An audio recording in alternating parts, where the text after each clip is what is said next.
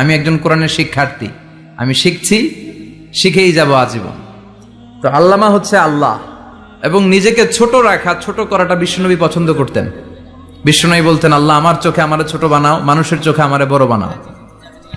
আর আল্লাহও চায় আপনি আপনারা ছোট করেন। আল্লাহর এটা দেখতে বড্ড ভাল লাগে যে আমার বান্দা ছোট হয়ে থাকতে চায়।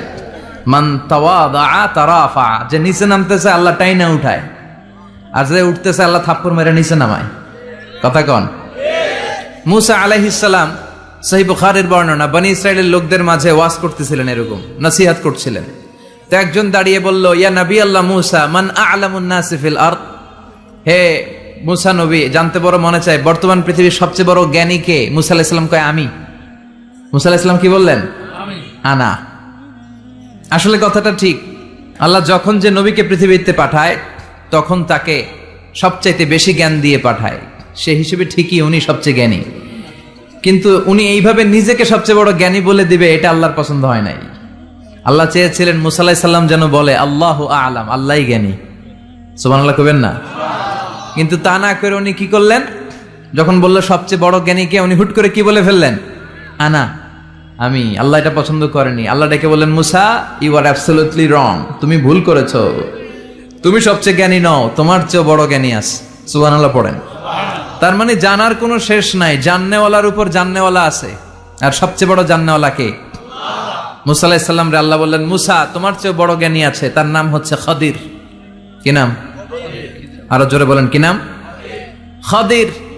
উনি কোন জায়গায় বসলে ওখানে ঘাস লতা পাতা যদি শুকনো থাকতো, ওনার বরকতে ওগুলো সবুজ হয়ে যেত, এজন্য ওনার নাম খাদির। কিন্তু আমরা বলি খিজির। আমরা কি বলি?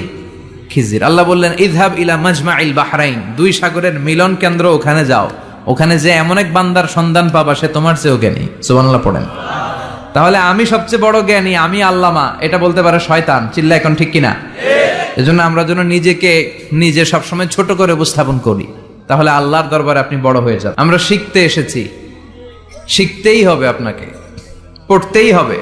কোরআনের প্রথম কথা হচ্ছে পড়ো, আর নিজের জীবন গড়ো। ঠিক কিনা?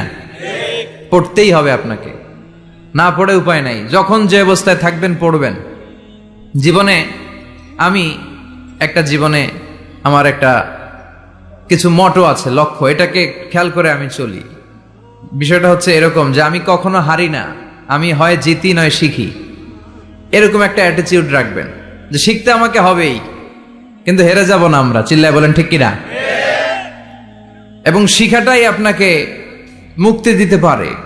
এজন্যই কোরআনের প্রথম কথা আল্লাহ শিখার ব্যাপারে উদ্বুদ্ধ করেছেন। আল্লাহ বলেছেন, ইকরা বিসমি রাব্বিকাল্লাযী খালাক, read in the name of your lord who has created, পড়ো তোমার প্রভুর নামে যিনি তোমায় শিখিয়েছেন। এজন্য পড়তে হবে, জানতে হবে। উদ্দেশ্য হচ্ছে যে আমরা নিজেদেরকে আলোকিত করব, উই এনলাইটেন আওয়ারসেলফ, ভিতরটাকে আলোকিত করব, আলোকিত মানুষ হব, সাদা মনের মানুষ হব, আল্লাহওয়ালা হব ইনশাআল্লাহ। পড়েন। উদ্দেশ্য যদি ভালো হয়, সওয়াব কামিয়ে আপনি শেষ করতে পারবেন না। আর উদ্দেশ্যে যদি ভেজাল থাকে, কোনো লাভ নাই। হাবা মানসুরা, সব শেষ। এগুলারে উঠাইলে, মিজানের পাল্লায় উঠালে কোনো ধরনের ওজন হবে না।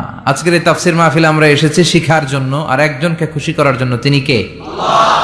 আল্লাহ তুমি কবুল করো। কথা বুঝতে পেরেছেন? আল্লাহ আমাদের সবাইকে কথাগুলো বুঝার ও আমল করার তৌফিক দান করুক। আমরা পড়ি আমিন।